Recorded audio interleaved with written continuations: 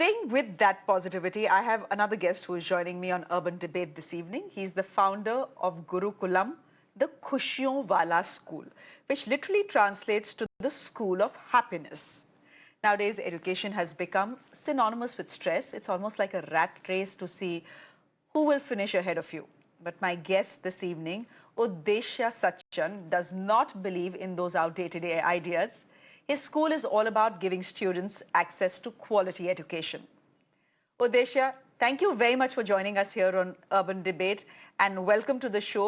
All of us on a Friday evening can do with a spot of positivity. ये खुशियों वाला school है क्या?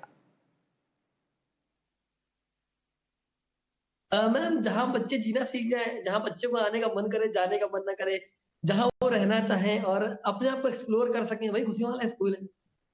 जहाँ प्रेशर ना हो। और ये बनता कैसे है? ये खुशियों वाला स्कूल बनता कैसे है? ये कि लोअर क्लास फैमिली से बिलॉन्ग करता हूँ और मैंने पाया कि पहले तो अपने यहाँ बेरोजगारी बहुत ज़्यादा है और नेगेटिविटी बहुत है अपने देश में। मतलब आप पाएँगे कि हर इंसान कहीं न कहीं से खाली है, डिप्रेस्ड है, परेशान है। तो कुछ ऐसा हो जिससे वो जीना सीख सके। अभी सबको चुटकुला तो सुना नहीं सकते हैं और एक एक कहावत ये भी है कि खुशी अपने अंदर होती है, हमें देखनी पड़ती है।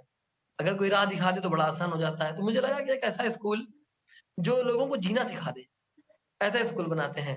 तो बस स्टार्ट 4 साल पहले स्टार्ट किया था और ये कि काफ़ी स्ट्रगल, काफ़ी कहानी इसके पीछे आई और स्लम्स में पढ़ा-पढ़ा कर बस बच्चों से जुड़ना, उनकी बातें करना, हर एक विषय पर बात करना, चाहे वो सेक्स एजुकेशन हो, उनकी फीलिंग हो, हर एक विषय पर बातें करना और उनको टॉपिक मज़े-मज़े में समझाना, प्रेशर ना करना।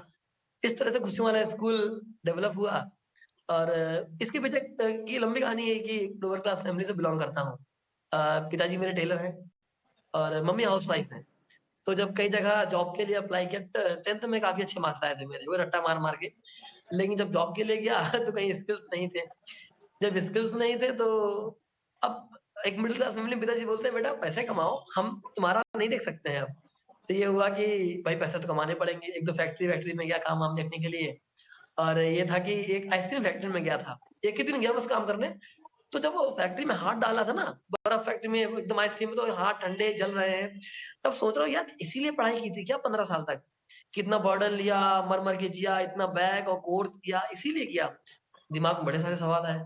फिर रियलाइज़ हुआ कि यार ये सिर्फ़ अपनी कहानी नहीं है। ऐसे बहुत सारे उद्देश्य हैं इस देश में, जो कहीं अकेलेपन में उदास, बेरोज़गार, टेंशनाइज़ जी रहे हैं। इनके लिए क्या कर सकते हैं? तो दिमाग में आया आइडिया स्कूल, एक ऐसा स्कूल जो हमें जीना सिखा दे। जो बताए कि जीवन भागने के लिए नहीं है, आनंद लेने के लिए है। जो बताए कि रश में ना रहो, हर एक दिन को मज़े में जियो और सीखो और नौकरी नहीं करनी है तुम्हें, राजा बनो, क्यों नौकरी करनी है?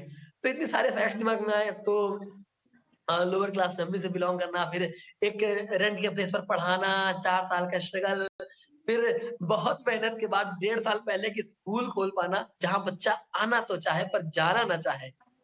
ये हमारे लिए घुसने वाला स्कूल है। काश ऐसा कोई ऑफिस भी हो जाए। लेकिन कितने बच्चे हैं आपके पास और इन खुशियों के लिए पैसों की जरूरत होती है या नहीं होती है? कहाँ से आते हैं ये पैसे? अच्छा क्या है कि मेरे पास आस-पास के स्लम्स के और आस-पास के गाँव के बच्चे आते हैं।